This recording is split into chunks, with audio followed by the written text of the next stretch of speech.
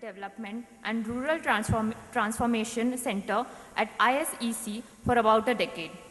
He specializes in development economics, statistics, agricultural economics, international trade, and econometrics.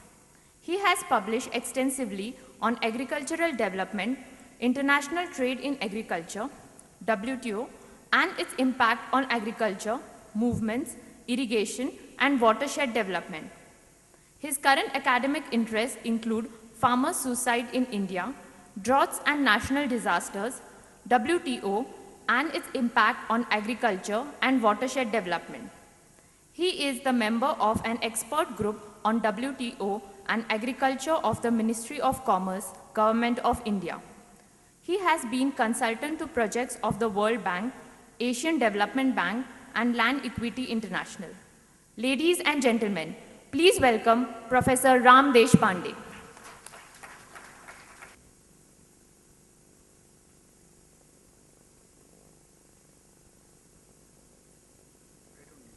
Friends, when something has to be done, it can be done. The young man here, he wanted to take down the laptop from here to down. He said, sir, it is attached, it cannot be taken down. It's down. Pranab Mukherjee, the Honorable Finance Minister, was confronted with a similar kind of situation when he read probably the economic survey of week or 2 weeks or a month before and going through the discussions on the economic survey along with the industry, academics, and others. He was confronted with quite a few problems apart from Mamata Banerjee. I'm not concerned with the other problems, but certainly those were quite strong on his mind. While introducing me, there were two mistakes. Number one, I do not like my name as Ram Deshpande to be said anywhere. I don't know from where these youngsters picked it up. I am R.S. Deshpande. And I keep my name as R.S. Deshpande all through. The second one was that, what is this agriculture economics person working on watershed, irrigation, water, soil, mannu, masya?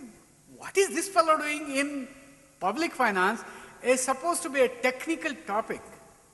Yes, that's my first law. Public finance is my first law. And therefore, I am trying to give you something called the academic view of how a budget has to be understood rightfully. When I heard the director of this institute, I was really shocked. So good.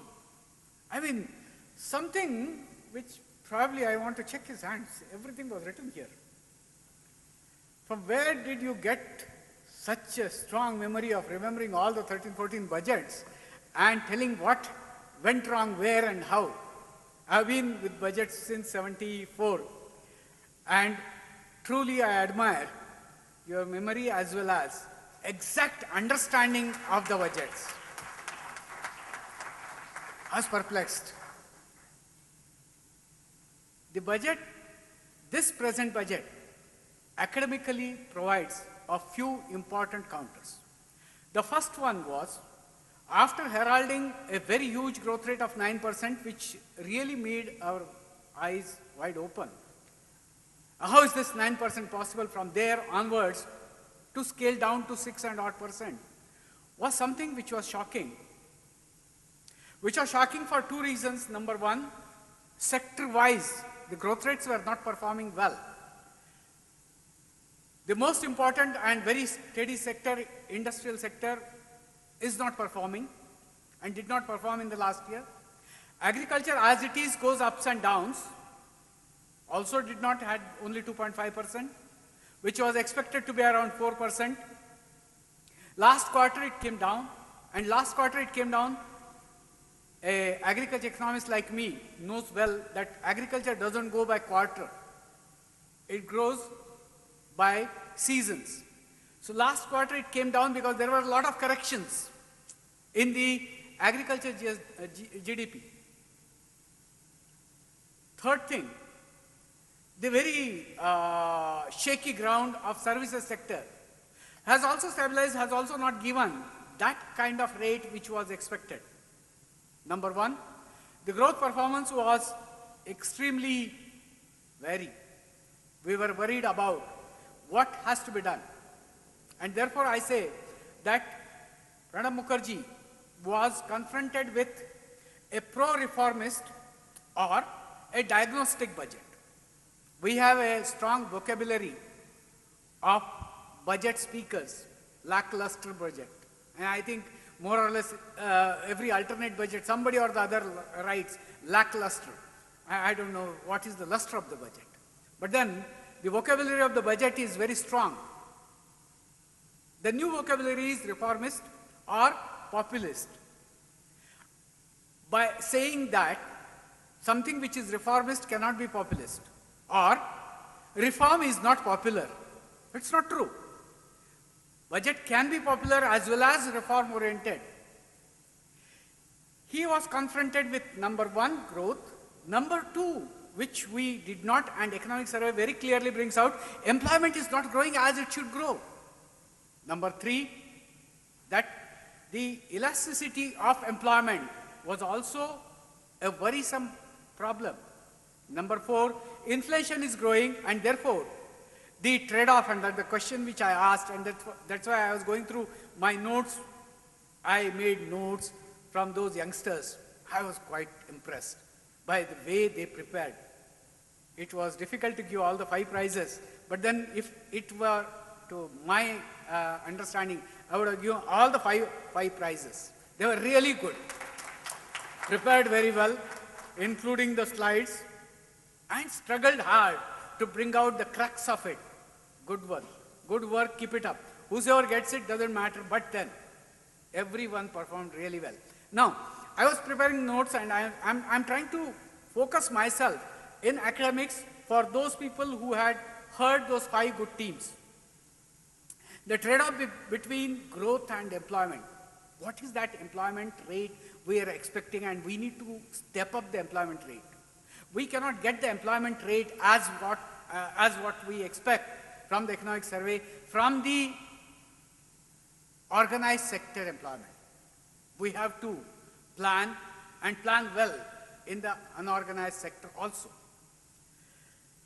The next worry was investment and savings rate. I had asked what has been the savings rate. We are dropping in the savings rate, and it was needed to boost up the savings rate, at the same time keeping people happy. Somebody had said that giving with one hand, taking from the other hand. The direct taxes, it was shown as if something is given, but then in the indirect sector, a lot of it is taken off. A smart move, and that's where I expected the googly fellow to drop his googly. The very prudent public finance is to make better receipts, better tax receipts from the indirect sector.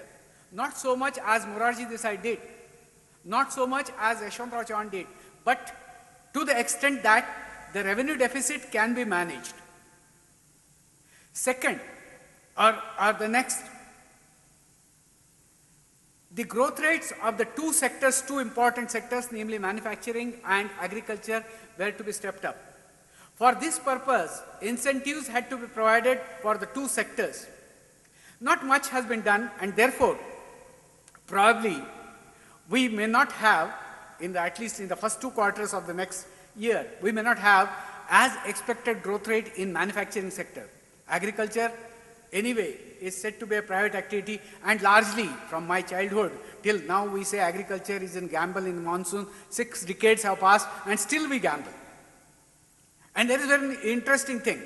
Being an agriculture economist, I must bring it to you that in every economic survey, from the beginning till to date, if the economy performs, we do not say agriculture sector has performed.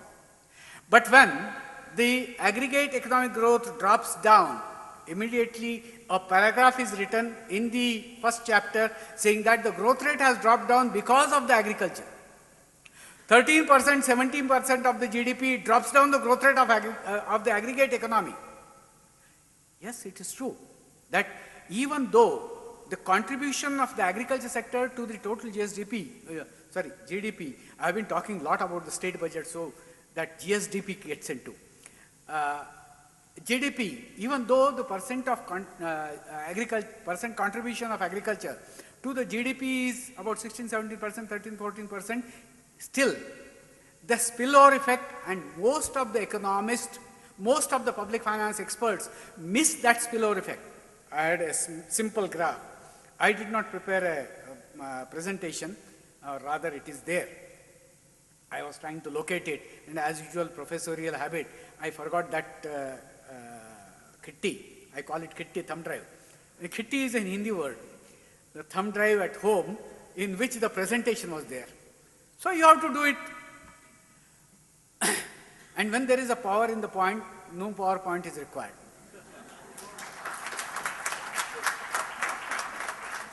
I made a simple